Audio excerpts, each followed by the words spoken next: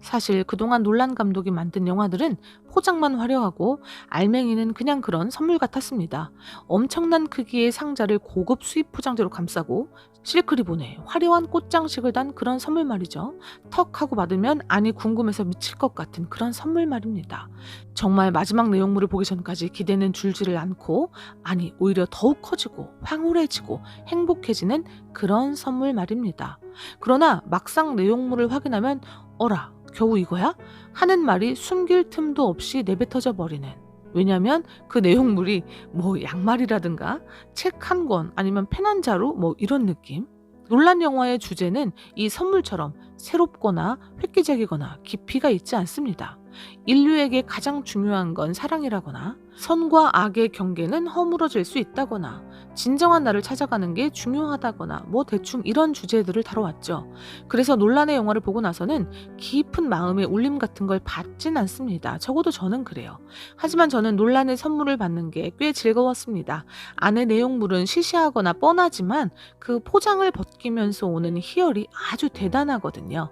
아무리 같은 내용물일지라도 검은 비닐봉지에 넣어서 달랑거리며 주거나 대충 아무 종이로 싸서 주는 것과 엄청나게 화려하고 아름다운 포장을 해서 주는 것과는 차이가 명확히 있죠.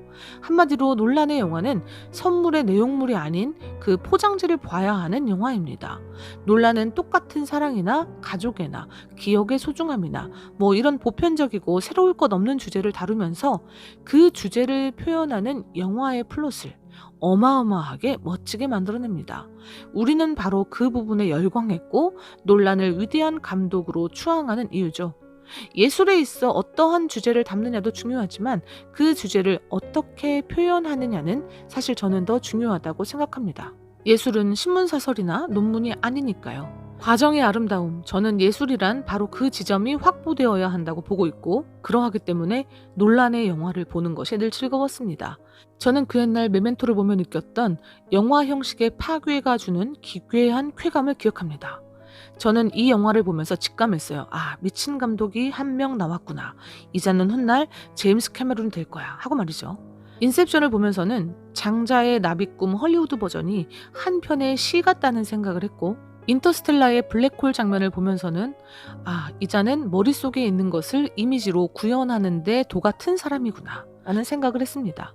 그의 영화는 비록 도착점에 근사한 깜짝 선물이 있진 않았지만 그 여정이 아름답고 신비롭고 경이롭고 위대했어요. 자, 그래서 이번 영화 테넷은 어땠느냐 말씀드리면, 저는 이번 선물의 포장지를 뜯는 과정이 그리 즐겁지 않았습니다. 여정의 끝으로 가는 길이 비경으로 느껴지지 않았습니다. 그래서 논란의 이번 영화 테넷은 저에게 최고의 영화가 되지는 않았어요. 이유는 두 가지입니다. 첫째, 반칙을 썼어요. 테넷 같은 영화는 감독과 관객의 머리싸움에서 누가 승리하느냐가 관건인 영화입니다. 결과는 감독의 압승이죠. 감독은 관객이 따라올 수 있을 정도로 반발 앞서 이야기를 진행해 나갑니다. 그 과정에서 미리 예측을 해보거나 혹은 지나간 장면의 의미를 파악할 수 있는 장치들을 곳곳에 배치하죠.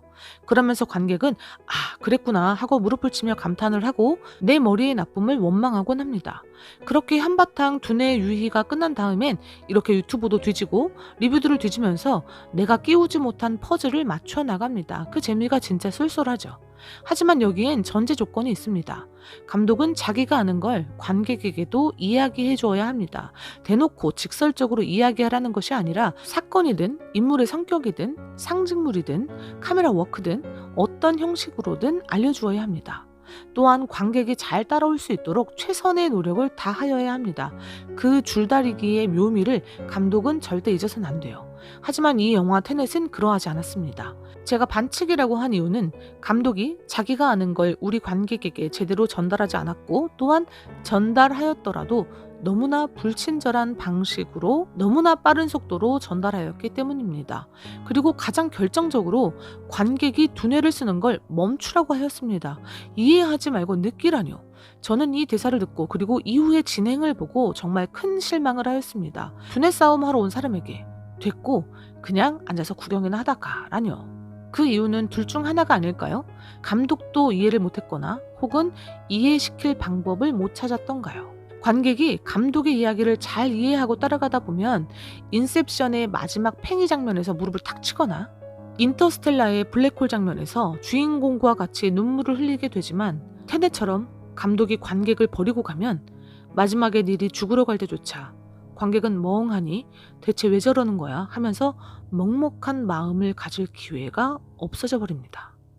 테넷이 좋은 영화라고 생각하지 않는 두 번째 이유는 이야기 구조상의 구멍들 때문입니다. 납득하기 힘들고 공감하기 힘든 부분들이 너무 많았어요. 주인공은 왜 테넷의 일원이 되어 목숨을 걸고 일을 하나요? 그는 아무것도 모르잖아요. 그냥 이걸 안 막으면 우리가 모두 멸망해. 뭐 이런 대사만으로는 주인공의 원동력을 알 수가 없습니다. 그가 현재와 과거를 오가며 그토록 애를 쓰는 이유를 저는 알 수가 없더라고요. 캐릭터 구축이 제대로 되지 않은 탓이겠죠. 캣을 구하려고 하는 마음 또한 제대로 다가오지 않았고요. 사토르가 아무리 사이코라고는 하지만 전 인류와 세계를 모두 망하게 하려는 이유 또한 저는 사실 잘 모르겠어요. 만일 이 부분이 이해가 되려면 우리는 사토르에 대해 더 많은 특성을 알아야 했겠죠. 그냥 성격이 불같고 마누라도 때리고 애를 낳은 것도 괜히 낳았다고 할 만큼 매정한 인간이라는 건 알겠는데 그래놓고 마지막 순간엔 또 아이와 아내와 시간을 보내려고 해요. 그래서인지 저는 사토르의 간절함이랄까? 뭐 이런 게 안 느껴졌어요. 어벤져스 엔드게임의 타노스가 지구의 절반 인구를 날려버릴 때 저는 그의 사상에 공감은 못하더라도 이해하고 또 그럴 수도 있겠다 싶으면서도 신념을 지키는 타노스가 악당임에도 불구하고 꽤 멋지게 보였어요. 하지만 지구 인구의 반도 아니고 현생 인류 전체를 날려버리는 자의 그 명분이라는 것이 너무나 하찮아서 저는 좀 재미가 없었습니다. 아이브스는 또 갑자기 왜 튀어나왔고 어떤 사람인지 저는 전혀 모르겠더라고요. 자꾸 도와주는 요원들도 나오는데 그들에 대해서도 전혀 정보를 주지 않으니까 대체 누가 누구인지 나중에는 많이 헷갈리더라고요. 그러니까 결국 저에게 테넷은 시간의 역행이라는 상당히 흥미로운 소재를 꽤 근사한 영상미로 담아내었지만 결국 감독이 하고자 하는 주제는 명확하지 않고 또한 이야기 그 자체도 썩 완성도가 있지는 않은 그런 영화였습니다.